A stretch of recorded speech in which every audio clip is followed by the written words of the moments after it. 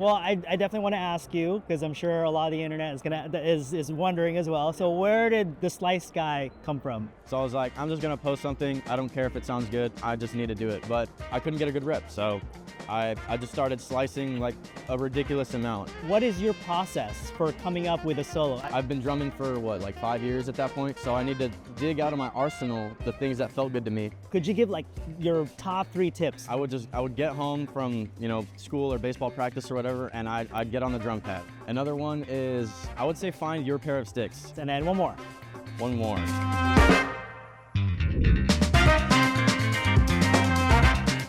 What's up, everybody? It's Karl, aka Karl Drum Tech, and I'm here in the Ensemble Block booth at TMEA 2025, booth 599. Today we have a very special guest, Mr. Gabriel Renner. How's it going? Gabriel is the 2024 PASIC champion on Snare. If you could just kind of give us some background and like wherever you march, wherever you played, and your experience in terms of getting to that point of being a Snare champion. I got you. So it all started, I went to Nicky Rowe High School in McAllen, Texas, and I graduated and went to South Texas College for the last 3 years with Professor Ron Schermerhorn. And he noticed that I had some chops. I just didn't have mental tenacity or control really, and so it took him 1 winter to kind of like hone all of it in and get me ready. And so I tried out for Crossmen that year and I made it. So I marched Crossmen in 2023 and Phantom Regiment in 2024, and I plan to return for my age out in 25. Nice. So speaking of you having chops and stuff like that, obviously we see a lot of people with a lot of chops. How and then Professor Ron kind of honed you and just kind of taught you a lot of probably basics and fundamentals, control, right? How important is that to just being an overall musician, marching drum corps? It's crucial. Like, you kind of don't understand it when you're in high school because they really just teach you how to play clean, hit the drum at the same time. But you really don't know how to not break or not think about other things or just look straight when you play. Even I still have trouble just looking one place when I'm in the lot or whatever. And it's been a real struggle to kind of just focus on the task at hand, which is drumming. And so what he would do, he would just bring me in, no talking. I'd walk into the lesson studio and he'd just be like, all right, let's drum. Headphones on, and it was time to go. And a lot of it was playing on the same drum head, making sure you guys have the exact same interpretation and velocity, because if you have different velocity but you're hitting the drum at the same time, it won't feel like that trampoline, like when you're a kid and you're bouncing at the same time and you just shoot back up. It won't feel like that unless you're playing exactly the way that the other person on the drum head's playing. So it was a lot of that. And then just if I broke, do it again, and it'd be until I got it right. You don't stop. Right. Until you get it right. What if you were to give 3 tips there's a lot of young drummers out there. A lot of young drummers, want to audition for drum corps as well and make college lines. Yeah. Could you give your top 3 tips for what they should be doing to get to that level? Well, I'd say a lot of it came, I wouldn't say naturally, but I would get home from, school or baseball practice or whatever, and I'd get on the drum pad with YouTube. I made sure I had a YouTube video going, whether it was Triplet Diddle or Blue Devil Sterling or Blue Coats Flam Jam. I had to drum with something, because if you just drum with a metronome, you won't have anybody to check you on it and be like, hey, you're slow, you're fast. But if you're drumming with the video on your headphones or in a speaker's probably better, you really have something that's checking you all the time. If you're off, you're off. The video is probably right. Those guys are in drum corps, they're pretty good, right? So I would drum all the time with that Blue Devils Diddy video, the Blue Coats Flam Jam when I was 15. Around there. I would do the old snare breaks from 99 and stuff. I would learn those through the video. I would just watch it in 4 hours, just sitting on the side of my bed trying to get it exact with the video. Nice. And so that was my main I think signature. When I was in the band hall practicing, I wasn't just hitting the drum. I was I brought my speaker to school on the drum pad and I would play with the videos. The YouTube is really important. I remember seeing the video of Scott or Brandon Olander. He was I had some sticks into the YouTube. It works. It really works. Okay, so tip number 1, play to video. That's a good one. What's another one? Another one is, I would say find your pair of sticks. My whole high school career, I was using Ralph Hardiman's, and they're the most balanced stick ever. Perfect starter stick. But I really couldn't squeeze out the things I wanted to squeeze out, right? So I kind of did some experimenting. I went to Mapes and Roger Carter's and Macintosh and all that. I settled on Rennick ones, untaped. That's like my go-to stick if you can find the right ones, right? So like you just kind of got to find what feels the best in your hands, because not every stick fulcrum is going to line up with what feels good to you. So Find your stick. yeah, And go with it. Nice. And then one more. One more. Take criticism gracefully. I kind of had trouble kind of accepting mistakes, or really just like, like just taking it. If I gapped a roll and somebody told me, I knew, but I wasn't gonna acknowledge it. And that was I guess a bigger problem. I'm still getting better, right? I'm improving as a person, but if you gap the roll, just accept it. Say you did it, right?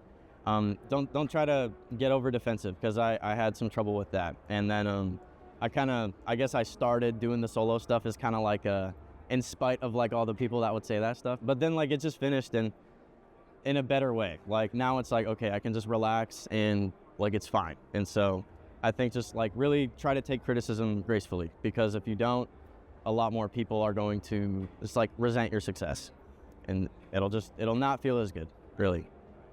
Nice. So take criticism gracefully. So tip number 1, practice the videos. Yes. Tip number 2, find your pair of sticks and stick with it. And then number 3, take criticism gracefully. Yes. Beautiful. That's awesome. Okay.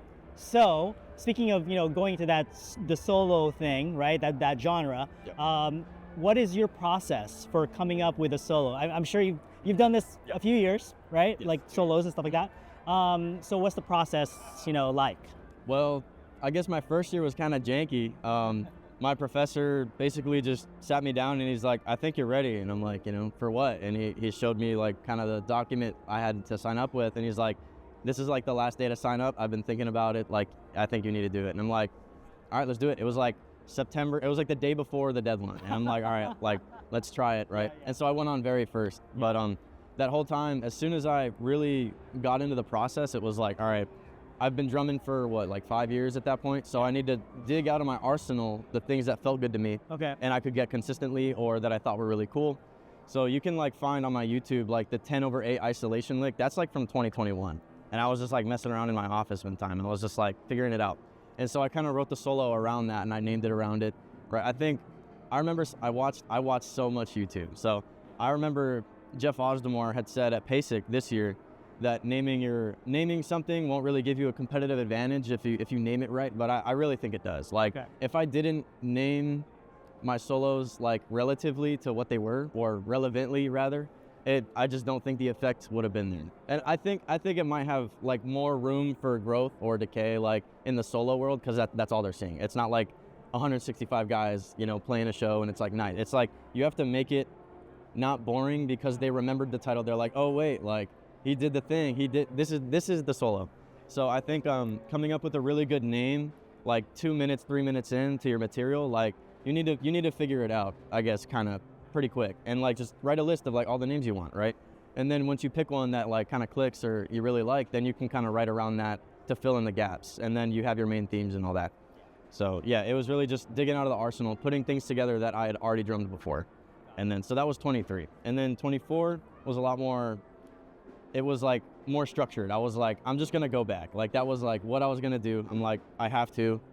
I didn't feel like it really hit in 2023, so I was kind of like, I have to just go prove myself. Yeah. And so that was the plan, like from day one. Like over the summer, I'm like writing stuff, and it was very, very planned. And so I guess I used my arsenal from the last 5 years, and then I had to build a new one. And so I was drumming through, I guess, different things with the new approaches that I learned from Crossmen and Phantom. Yeah. I was like really learning how to relax a little bit, but still kind of be able to manipulate the sticks in the way that just works for me. Right. And so a lot of that was just kind of figuring out where I could apply tension or not, and it still sounds good. And part of that is the sticks, right? Like if the stick doesn't vibrate against my index finger, it's good for me, because if I squeeze it all, or if I try to get more stuff out, it won't affect the actual vibration of the stick. It's a node, it doesn't affect vibration. So you can do whatever you want if the fulcrum doesn't move. So a lot of that was like, I kind of wrote around that with the whole like the, I guess the right hand roll, and it's like 7 notes, I think, like the I could just do that because I knew what sticks I was holding, and I'm like, okay, right? I picked out my sticks a month before the solo, so I knew what I was gonna do. I had my chop out pair, which were like really heavy. They were like almost a D in pitch when you would click them together. And then I had my like C sharp pair that I was actually going to perform with because they were a little lighter. I could kind of play with them a little easier, right? But a lot of this stuff is just like, you really have to know what you want to put out there. And I just saw Paul say this like a month ago. It's like not even fair, right? But you have to know what you're playing so they can see it, right? And so a lot of it's just getting it clean enough so that way they know what's going on. You know, if I'm playing a 10-lit paradiddle thing, like no one's gonna know what it is unless I really execute it well. And so it's just a lot of, I think playing sections as a whole is really important because, you know, you guys saw, like I kept messing up that left paradiddle, like after the 5 whatever, and I was like, I just can't do it. Like I just choked out every time. And so if I had practiced that like on its own, it probably would have been even worse. But since I played the section as a whole, I was able to get it. A lot of it is getting ideas, right? So my whole like robot thing, I got that from Dwight Fontenot in the 90s. I think he marked Skyriders. And I got a lot of the like just the feel from Bryce Gardner, especially 2016. I just felt like that was like some of his best work. And so that I would just watch the solos that I really felt like I could drum, and then I would just come up with a variant of them or like something new, right? But 23 was very much like, this is an I&E solo, and this is like, it's just, you know, beginning to end is like a story, right? And then 2024, I was like, I already kind of did it. I know how it feels. I kind of want to speak through the drum now. Like, this is more like my personality coming through. And so I guess that's where it kind of became a little different. Like you can really see the difference of like, I guess the work that went into writing on it, you know? The first one I was like, I'm trying to get out there with the nice solo to really put out. And then 24 was like, I'm just gonna play like at my ceiling. And then people will recognize that as my style. Right. So the name of the solo is Sliced, correct? It's, okay, well the full name, I just couldn't fit it into the YouTube title. Okay. All right. So it's chopped out, split up, and sliced. Got it. That's why it has like the little, I don't even know, it's like the curvy dash. It's about, the title is about sliced. Got it. But yeah, it's more sophisticated than that, a little bit. Got it. Well, I definitely want to ask you, because I'm sure a lot of the internet is wondering as well. So where did the sliced guy come from? Okay, so I was doing the YouTube thing, but I was recording it. So I had my laptop playing Boston 22 through the speaker, and I was gonna play with it. And I just, for some reason, I couldn't get like a good rep. And I'm like, okay, so I want to post something today because I posted a couple videos before and they did well.